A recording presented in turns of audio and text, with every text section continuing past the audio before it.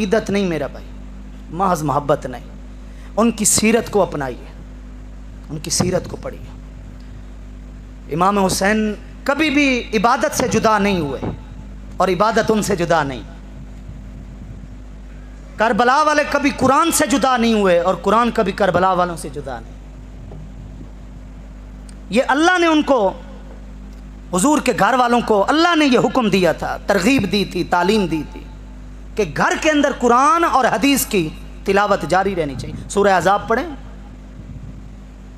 और एक रात पहले, मसलन आज 9 मुहर्रम गुजार कर रात थी और कल आशूरा 10 थी, इस रात को जो हज़रत इमाम हुसैन ने अपने भाई हज़रत अब्बास को जो पैगाम भेजा था उन लोगों के लिए, खेमे वालों के लिए, क्या भेजा था? फरमाया था इस रात में हमारे साथ छेड़छाड़ न करना। यह अल-कामिल फ़ी तारीख़ इब्न असीर जज़री, जिसकी वफ़ात 630 हिजरी के अंदर हुई है, उसकी किताब में ये बात पूरे हवाले के साथ मौजूद है। ज़रा सुने। बुज़ुर्ग तो वैसे माशाल्लाह पाबंद होते हैं ना नमाज़ों के, अल्हम्दुलिल्लाह, अल्लाह उन्हें मज़ीद पाबंदी करे। नौजवान भी ज़रा मेरी बात को सुने समझें। हुसैनियत जिंदाबाद, यजीदियत मुर्दाबाद, इसके नारे मारना और जनाब फेसबुक के ऊपर अपने आप को हुसैनी साबित करना बड़ा आसान है। जब कोई ना देख रहा हो, रात के पिछले पैर उठकर बिस्तर को छोड़कर वुज़ू करना, मस्जिद में आकर फजर की नमाज़ पढ़ना, हुसैनियत की तस्वीर ये भी है मेरा भाई, इसको भी ज़रा समझें।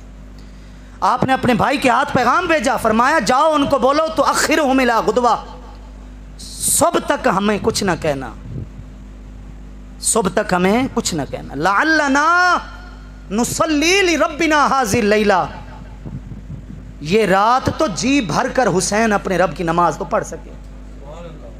लअल्लना, हम नुसल्ली जमा कसीगा, हम सब इस रात को अपने रब की इबादत तो कर सके ना, रात को खेमों में तीर नहीं मारना।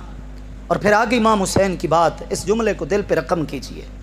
कसम उठाकर फरमाया इन्नल्लाह यालमु, मेरा अल्लाह जानता है मेरे बारे में, हुसैन को उसका रब जानता है कि अन्नी उहिब्बुस सलाह, मैं सबसे ज़्यादा उसकी नमाज से मोहब्बत करता हूँ। व कसरत दुआई वल इस्तिग़फ़ार व तिलावत किताबिही, और मैं उसके कुरान की तिलावत से मोहब्बत करता हूँ और मैं दुआ और इस्तिग़फ़ार से मोहब्बत करता हूँ। हमें हुसैन से मोहब्बत हो और हुसैन को नमाज और कुरान से मोहब्बत हो, फिर हुसैन के वास्ते से अगर हमें नमाज और कुरान से मोहब्बत ना हो तो फिर तो ये मोहब्बत अधूरी हो गई। इमाम ज़ैनुल आबिदीन को पढ़िए। अब वक्त मेरा ख़त्म हो चुका है, जो कुछ मेरे जहन में था वक्त, मैं आगे अब नहीं चल सकता। मैंने इंशाअल्लाह अल अज़ीज़ आने वाला जुमा, अगर ज़िंदगी ने वफ़ा की तो ये जुमा मुझे इमाम ज़ैनुल आबिदीन पर पढ़ाना है इंशाअल्लाह अल अज़ीज़। आप आएँ दिरखाना वाली मस्जिद में, क्योंकि वहाँ तकरीबन 45 मिनट 50 मिनट एक मुनासिब वक्त होता है, पूरा बंदा तफसीली बयान करता है। 1:30 बजे से लेकर 2:15 बजे तक बयान का टाइम है। इमाम ज़ैनुल आबिदीन की सीरत पढ़ें और आपको पता हो कि इबादत इस घराने के अंदर मिलती कैसी थी।